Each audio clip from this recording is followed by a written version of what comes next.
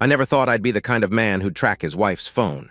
5 years of marriage, and we'd built something I thought was solid. We met through mutual friends at a barbecue, one of those easy connections where conversation flowed like we'd known each other for years. 6 months later, I proposed. It felt right. No games, no drama, just two people who fit together. Or so I thought. Emma had quit her marketing job after we got married, said she wanted to focus on starting an online boutique. The business never quite materialized, but I didn't mind carrying the financial load. My construction management company was doing well, and I liked the idea of her being home when I got back from long days on job sites. We'd been talking about kids lately, casually mentioning names we liked, imagining what our life would look like with little feet running around. That Tuesday evening started like any other. I pulled into our driveway at 6:15, tired but satisfied after overseeing the final walkthrough on a commercial renovation. The house was quiet when I walked in, which wasn't unusual. Emma often took afternoon naps or got lost in her phone, scrolling through social media for business inspiration that never seemed to lead anywhere. My phone buzzed as I was loosening my work boots. "Hey, honey," her voice was bright, slightly breathless through the speaker. "I'm going to be late tonight. Andrew finally found a place and needs help moving. You know how he is, probably waited until the last minute to pack anything." I switched the phone to speaker and walked to the kitchen. "Oh, that's great. Where'd he end up finding something?" I asked. "Some townhouse across town. Nothing fancy, but it'll be good for him to get out of that apartment. The landlord was driving him crazy," she replied. "Want me to come help? I could grab the truck," and I offered. No, he's got plenty of hands already. His work buddies are there. Just heat up the leftover lasagna, okay? I should be home around 10, she interrupted. "All right, tell Andrew I said congrats on the new place," I responded. "Will do, love you," she said. "Love you too," I answered. The line went dead and I stood there staring at the phone. Something felt off. It took me a moment to place what was bothering me. 2 weeks ago at my in-laws' anniversary barbecue, Andrew had spent 20 minutes complaining about his landlord, the guy who kept raising the rent, the broken dishwasher that took a month to fix, the neighbor's dog that wouldn't stop barking. But he'd never mentioned moving. In fact, when my father-in-law had suggested he start looking for a new place, Andrew had laughed and said he was too lazy to deal with the hassle. I tried to shake the feeling. Maybe he'd been looking quietly. Maybe something had happened since then that forced his hand. But the more I thought about it, the more wrong it felt. Andrew wasn't the type to keep secrets, especially about something as big as moving. I lasted 10 minutes before I picked up my phone and dialed his number. "Hey man, what's up?" Andrew sounded relaxed, the TV playing in the background. "Not much, just wanted to say congrats on the new place," I said. "Silence, what new place?" he asked, confused. My stomach dropped like I'd missed a step going downstairs. "The townhouse. Emma said you're moving today," I explained. "Dude, I'm not moving anywhere. I'm sitting on my couch watching Netflix and eating pizza." "What are you talking about?" he replied, concern creeping into his voice. The phone felt heavy in my hand. "Where are you right now?" I asked. "Home, same apartment I've been complaining about for 2 years. Why, what's going on?" he responded. I could hear the worry in his voice, but my mind was already racing ahead, calculating. "I need you to get in your car and meet me. Right now," I said. "What, why?" he asked. "I'll explain on the way. Meet me at the Shell station off exit 34. How fast can you get there?" I said. 20 minutes if I leave right now, but," he started. "Leave right now," I interrupted. I was already grabbing my keys. What? My hands were steady on the steering wheel, but my mind was spinning like a drill bit. 20 minutes of highway stretched ahead before I'd reach Andrew, and every mile felt like an hour. I kept replaying the phone call, searching for something I'd missed, some innocent explanation for why my wife had lied to my face. The phone rang through my truck speakers. "Andrew." "All right, I'm in the car. You want to tell me what the hell is going on?" he asked. I laid it out for him, clinical and direct. The call about helping him move. The townhouse he knew nothing about. The certainty in her voice when she'd told me she'd be home around 10. Andrew was quiet for a long moment. Jesus, are you sure she said my name specifically?" he finally asked. "She said you finally found a place and needed help moving. Your work buddies were helping. She knew exactly what she was talking about," I replied. "My work buddies don't even know where I live," he said grimly. The highway lights streamed past my windshield in yellow blurs. "I know this sounds crazy, but," I started. It doesn't sound crazy. It sounds like Emma's lying. Question is why, he interrupted. That was the question, wasn't it? I'd never had reason to doubt her before. Sure, our marriage wasn't perfect. Whose was? But we didn't fight, didn't have trust issues. She'd never given me cause for suspicion, which somehow made this worse. If I couldn't trust my own instincts about the person I shared a bed with, what could I trust? Maybe she's planning something, Andrew suggested, though he didn't sound convinced. Anniversary surprise or something. Our anniversary was 3 months ago, I answered. Birthday, he tried again. Not for another 4 months, I replied. Andrew sighed heavily through the speaker. Okay, so probably not a surprise party. The Shell station came into view, harsh fluorescent lights cutting through the darkness. Andrew was already there, leaning against his Honda Civic, arms crossed. Even from a distance, I could see the tension in his posture. This wasn't his sister playing games anymore. This was his brother-in-law asking for help with something that might destroy his family. I pulled up next to him and rolled down my window. You ready for this? I asked. Ready for what exactly? What's the plan? He responded, walking closer. I held up my phone. Find my friends. We linked our phones a couple years ago after that hiking trip when I got separated from the group, I explained. Andrew's expression darkened. You're going to track her, he said. She lied about where she was. She used your name to cover for wherever she really is. I pulled up the app, my thumb hovering over her contact. Whatever we find, we deal with it, but I need to know, I said. And if she's, he started, then stopped. If she's what? I pressed. If she's with someone else, he finally asked. The question hung in the air between us like smoke. I'd been dancing around it for the last 30 miles, but Andrew had said it out loud. The possibility that my wife wasn't helping anyone move, that she was somewhere else entirely, with someone else entirely. Then I need to know that too, I answered. I tapped her name. The app loaded and a blue dot appeared on the map. Not at Andrew's apartment complex. Not at any moving truck rental place. The location showed a residential street I didn't recognize about 25 minutes from here. Andrew leaned through my window to look at the screen. Maplewood Drive, you know anyone over there? He asked. I stared at the dot, perfectly still, not moving. She'd been there for a while. No, I said. Could be a friend's place. Could be she's actually helping someone move and just got the details wrong about who, he suggested, though we both knew he was grasping.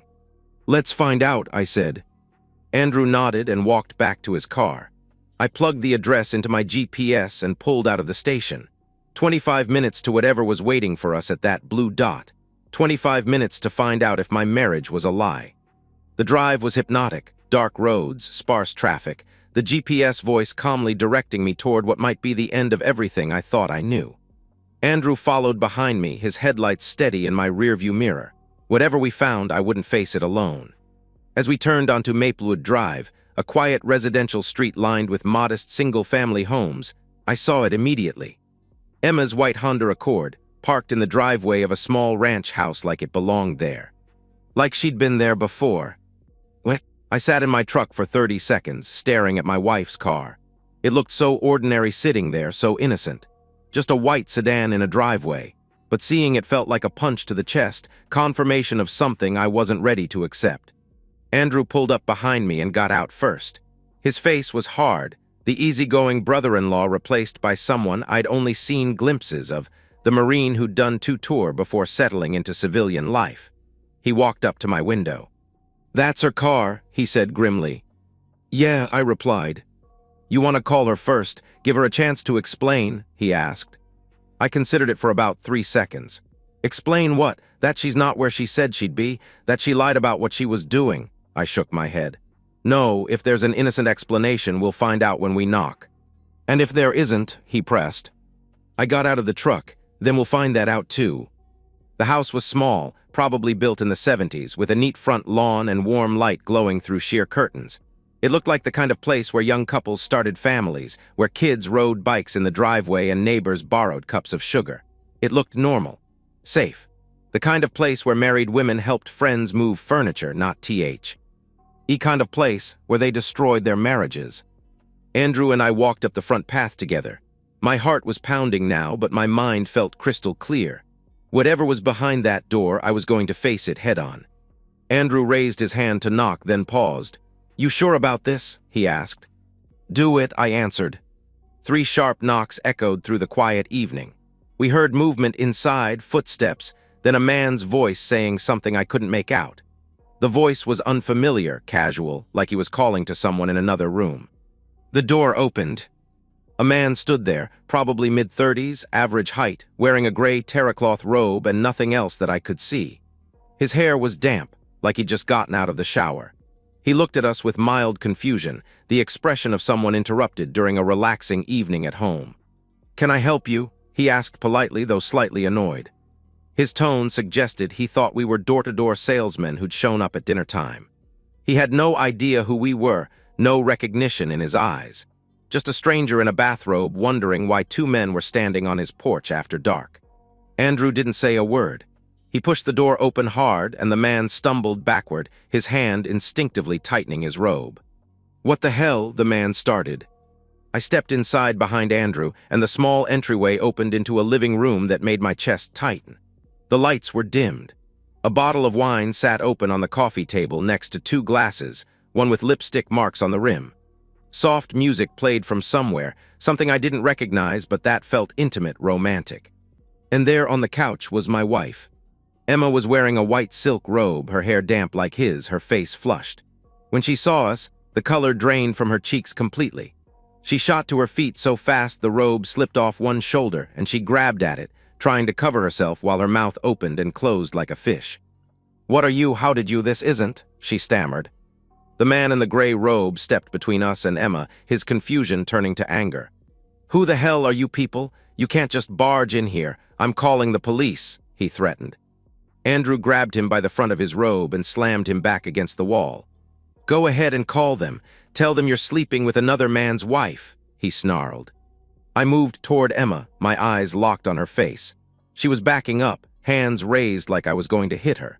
The fear in her eyes should have stopped me, should have made me feel something other than this cold rage building in my chest. "It's not what it looks like," she said, the words tumbling out in a panic. "This is just, I can explain, it's not what you think." "Just what?" My voice sounded strange to me, too calm, too controlled.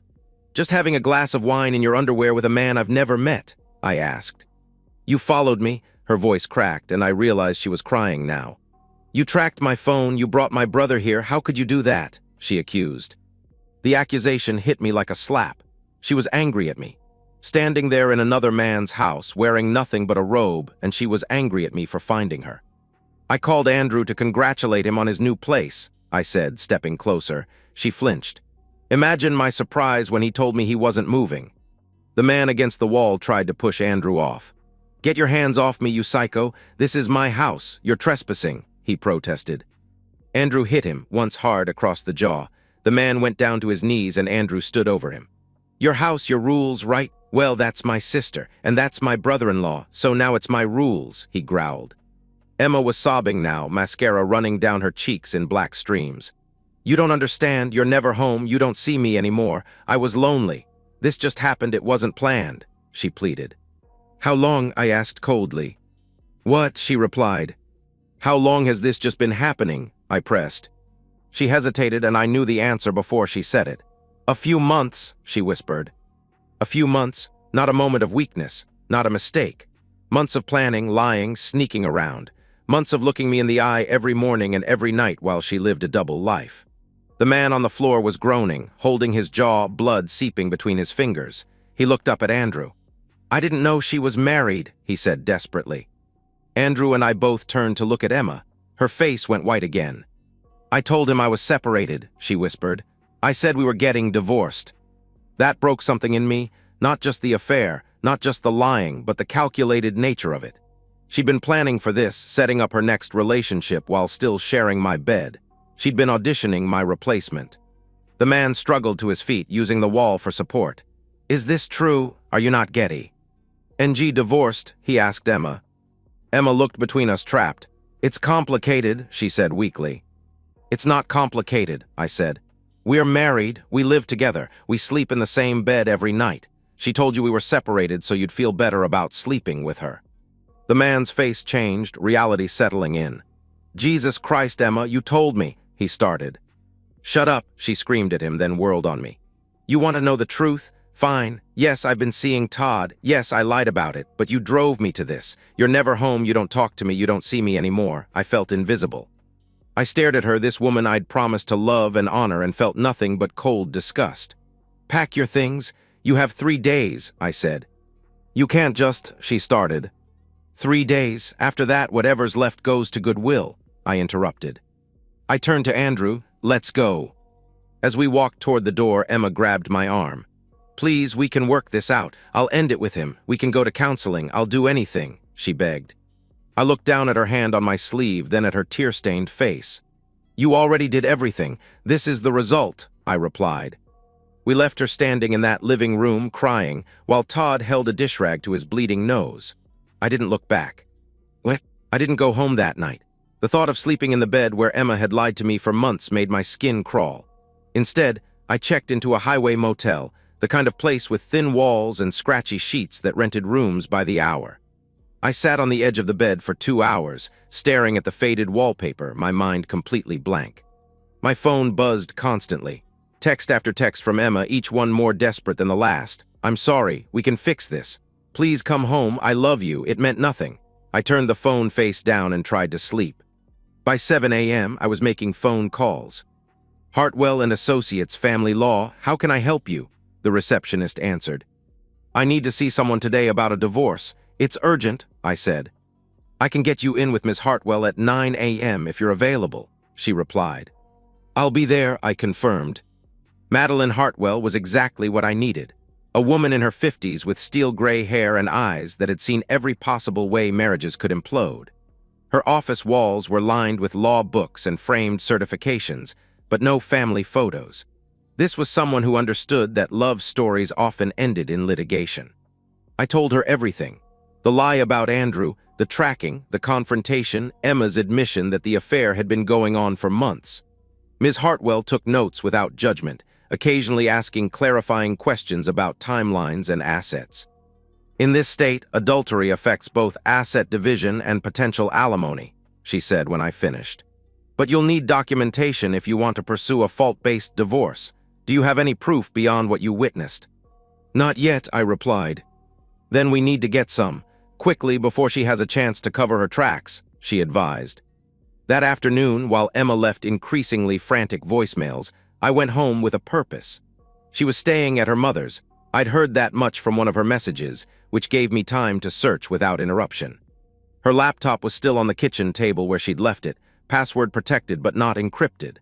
She'd always been careless about security, using the same password for everything, our wedding date. Within an hour, I had screenshots of months of text messages with Todd, explicit photos they'd exchanged, and email chains discussing weekend getaways I'd never known about. But the financial records were what really made my blood boil. Our joint credit card showed charges I didn't recognize, dinners at expensive restaurants while I was working late, hotel rooms during my business trips, lingerie purchases from stores she'd never shopped at for me. She'd been funding her affair with our money, making me an unwitting accomplice in my own betrayal. I documented everything. Screenshots, printed statements, receipts. By the time I was done, I had enough evidence to crucify her in court. The next morning, Ms. Hartwell filed for divorce citing adultery with a comprehensive exhibit list that would make Emma's attorney sick to his stomach. But I wasn't done. Todd worked at a boutique gym downtown, one of those places where wealthy women paid premium prices for personal training and overpriced smoothies. A quick Google search gave me the corporate office number. I'd like to report a concern about one of your trainers, I told the manager when I called. I have evidence that he's been engaging in inappropriate relationships with married clients. I emailed them selected screenshots of the text messages, carefully edited to remove Emma's identifying information while making it clear that Todd was involved with a married woman. Within 48 hours, he was terminat. Ed for violating company policy. Emma's family needed to know, not for revenge, but because I knew she'd try to spin this as somehow being my fault. Her mother deserved to hear the truth before Emma could poison that well. I sent her parents a calm, factual email explaining the situation. No emotion, no accusations beyond what I could prove. Just the facts. Emma had been having an affair, she'd been lying about it for months, and our marriage was over. I attached a few of the less explicit text messages as evidence. Her mother called me within an hour, sobbing. "I'm so sorry. I don't understand how she could do this to you. You've been nothing but good to her," she said through tears. Her father never called, but Andrew told me later that he'd driven over to his parents' house and spent an hour screaming at Emma about what she'd done to the family's reputation. The legal machinery moved faster than I'd expected. Emma's attorney tried to negotiate, arguing that my invasion of privacy should limit what evidence could be used against her. Ms. Hartwell shut that down immediately. In a fault-based divorce, the cheated spouse has the right to investigate suspected adultery. 3 months after that night on Maplewood Drive, we sat in a conference room while a mediator read the final terms. No alimony for Emma. The house remained mine, purchased before our marriage and protected by the prenuptial agreement she'd mocked me for insisting on. She kept her car, her personal belongings, and about $8,000 from our joint savings. Todd, meanwhile, was working at a big-box gym for half his previous salary. Emma signed the papers without looking at me. When it was over, she finally spoke. "I hope you're happy," she said bitterly. "I'm free," I replied. "That's enough." What? The divorce was finalized on a gray Thursday in November. I signed the papers in Ms. Hartwell's office, shook her hand, and walked out into the cold air feeling strangely empty. Not relieved, not vindicated, just hollow, like someone had scooped out everything inside me and left the shell behind. Emma moved to Tennessee within a month, supposedly to be closer to Todd's family. I heard through mutual friends that they were trying to make it work, that she was calling it a fresh start. The news felt like background noise, something happening to strangers in a story I was no longer part of. The social fallout split our friend group down the middle. Some people, mostly wives who'd always found Emma charming, whispered that I'd been cruel, that ruining her life was excessive punishment for a moment of weakness. They didn't know about the months of planning, the financial betrayal, the calculated lies. They only saw the dramatic ending, not the methodical destruction that had led to it. But the people who mattered saw through her narrative. Andrew became closer to me than he'd ever been, calling every week, inviting me to family dinners even though I was technically no longer family. I appreciated the gesture but kept my distance. Being around happy families felt like looking at a life I'd never have. Work became my sanctuary. I threw myself into projects with an intensity that surprised even me. 12-hour days became 14-hour days. My crew noticed I was quieter, harder, but also sharper. Details that might have slipped past me before now got caught immediately. Problems that used to frustrate me became puzzles to solve with mechanical precision. The company promoted me to regional manager within 6 months. The pay increase was substantial, enough to renovate the house completely. I gutted the master bedroom first, tearing out everything that reminded me of Emma. New flooring, new paint, new furniture. It felt good to swing a sledgehammer through walls that had witnessed her lies. I went on a few dates after the first year. Nothing serious, dinner, a movie, carefully neutral conversations that stayed safely away from relationship talk. Most women could sense I wasn't ready for anything real. I found I didn't trust easily anymore, watching for small inconsistencies, moments when someone's words didn't match their actions. It wasn't paranoia exactly, just a hard-earned awareness that people weren't always who they pretended to be. The house, once a symbol of everything Emma and I were building together, became mine alone. I replaced her decorative touches with practical improvements. The guest room she'd used for her online business became a home office. Her garden became a workshop space. Every change felt like reclaiming territory. One evening last month, I was sitting on the back deck with a beer, looking out at the yard I'd been slowly transforming into something purely functional. No flower beds, no decorative touches, just clean lines and purposeful design. My phone buzzed with a text from Andrew. "Emma's back in town. Thought you should know." I read it twice, waiting for some emotional reaction. Anger, curiosity, even mild interest, but nothing calm. She was just another person now. Someone who'd once been important but had chosen to make herself irrelevant. I deleted the text and finished my beer. People ask me if I ever loved her. I did. That's why it hurt. That's also why I didn't look back when she showed me who she really was. Love doesn't mean you let someone destroy you. Sometimes the strongest thing you can do is walk away clean and let them live with the consequences of their choices. I'm not the villain in her story, and she's not the victim in mine. We're just two people who made different decisions when our marriage was tested. I chose to survive with my integrity intact. She chose, whatever she chose. I don't think about her much anymore, and when I do, I feel nothing. And that's exactly how I want it. And so, we've reached the end of today's story. Was it what you expected, or did it take a twist you didn't see coming? I'm curious to hear your thoughts. Share them in the comments below, and let's get a conversation going. If this story kept you hooked, make sure to hit that like button. And if you're new here or just haven't subscribed yet, now's the perfect time to join our community. I bring you fresh, captivating stories every day, so click that subscribe button and turn on notifications so you never miss out. Thanks for watching, and I'll see you in the next one.